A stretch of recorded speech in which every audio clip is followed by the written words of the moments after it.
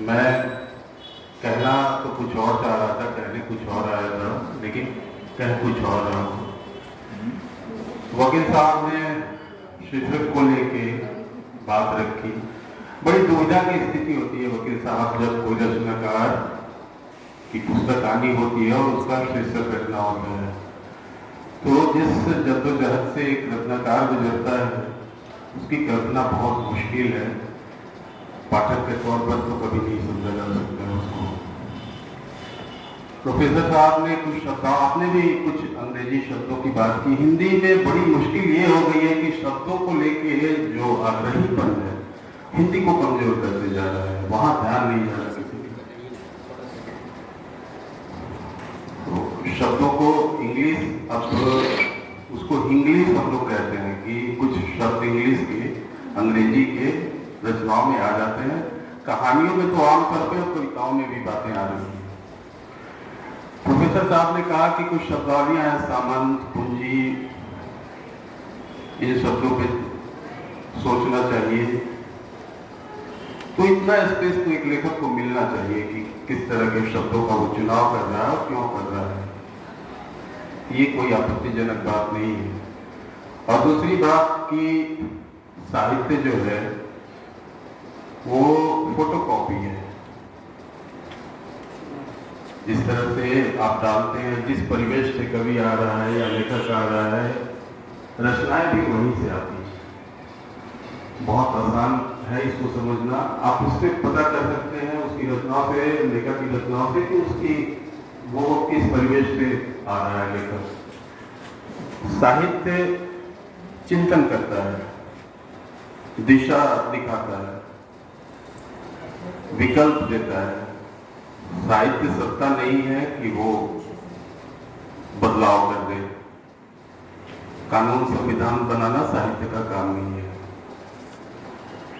बहरहाल अग्नि पक्षी को लेके बीच वक्तव्य सुधीर सुमन जी का है, उन्होंने मेरी किताब का भी जिक्र किया।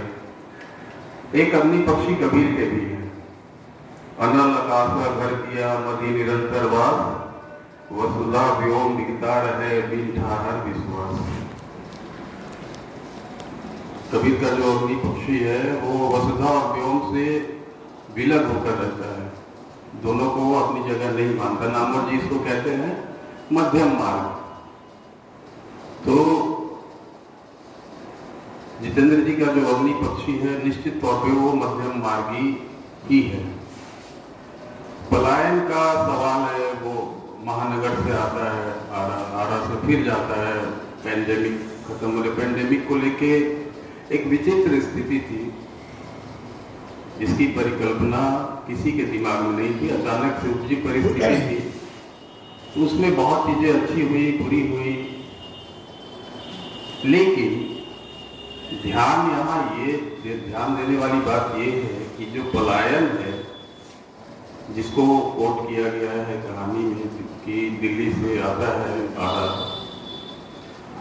वो पलायन है कि आरा से दिल्ली गया था वो पलायन है। इसको समझना बड़ा जरूरी है। पलायन को हम किस अर्थ में लेते हैं। एक आजकल नई शब्दावली है, उसको आप पढ़ेंगे, नेट पर भी उपलब्ध है, टेक्नोफिडल। ये नए तरह का सामंतवाद है। ग्लोबलाइजेशन के बाद, बाजारवाद के बाद, तो कहानियों का जो समय काल है वो उसके पहले का है, बाजारवाद के पहले का। परिस्थितियां जो हैं आज की वो बाजारवाद, बैठ जाइए आप समझिए, परिस्थितियां जो हैं वो बाजारवाद के समय की परिस्थितियां हैं। इसलिए कहानी को पढ़ते समय और डिटेलिंग में कहीं बहुत कहानी फास्ट हो गई है, कहीं जहां डिटेलिंग की जरूरत थी वहां मुझे डिटेलिंग नहीं दिखी। और उससे क्या होता है, कहानियों का स्वाद जाते रहता है। जैसे दो पैरा में वो चला आता है दिल्ली से आ रहा, और बाकी जो गैर जरूरी मुझे लगी थी उसकी जरूरत नहीं होती कहानी में, वहां डिटेलिंग ज्यादा हो गई है। फूको का आधुनिकता को लेके बहुत सारे उसके स्टेटमेंट है, उसको भी देखना समझना चाहिए। कहानी, हर कहानी का एक मनोविज्ञान होता है और उस मनोविज्ञान को भी समझना बड़ा जरूरी होता है। उससे परिस्थितियों की जटिलता बड़ी आसानी से खुलती है उस मनोविज्ञान को पकड़ने से।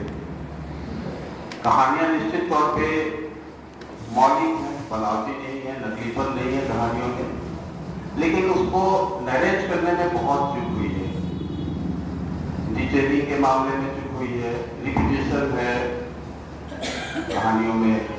अग्निपक्षी जो है मेरा जो काव्य संग्रह था कुकलूस, उस की भूमिका में मैंने लिखा था और टीवी लोकसभा टीवी इंटरव्यू में भी मैंने बताया था कि कुकलूस मिथ है, मिथ पक्षी है। जब गाता है उसके परों से आग निकलती है, उसी में वो जलता है, उसमें स्वाति की बूंद पड़ती है तो वापस वो जिंदा हो जाता है। यहाँ जो कैरेक्टर है उसकी जिजीविसा है, उसका ठहराव है दिल्ली, वहां से उसका परिवार चल रहा है। आप जाइए मॉल में, 9,000 बात को समझना आपको, आप मॉल में जाइए, आप बताइए वहां जो काम कर रहे हैं 12 घंटे खड़े होकर, जिनको बैठने के लिए कुर्सी तक नहीं है, उनको बोलिए कि भाई तुम्हारे श्रम का शोषण हो रहा है, तो बोलेगा कि तुरंत उतर के भागो, मेरा घर मत बर्बाद करो। आप नहीं समझा सकते, ये नवसमाजवाद की ताकत है, टेक्नोक्रेटिज्म को, इसको समझना इसीलिए जरूरी है।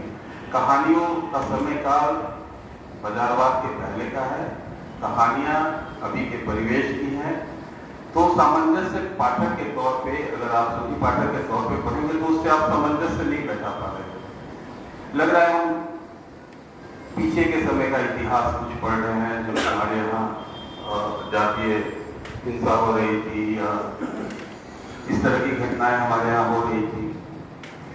अभी स्वरूप बदल गया है सामंतवाद का, और लेखक को जाहिर तौर पे, किसी भी लेखक को का विजन इतना स्पष्ट होना चाहिए कि वो चीजों को आज के परिप्रेक्ष्य में देख सके।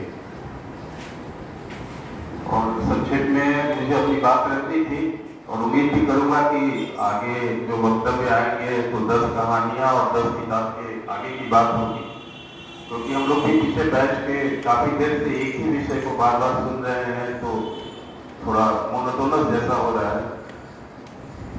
नई दृष्टि से 1-2 कहानियों पर ही बात रखी जाए तो आनंद आएगा।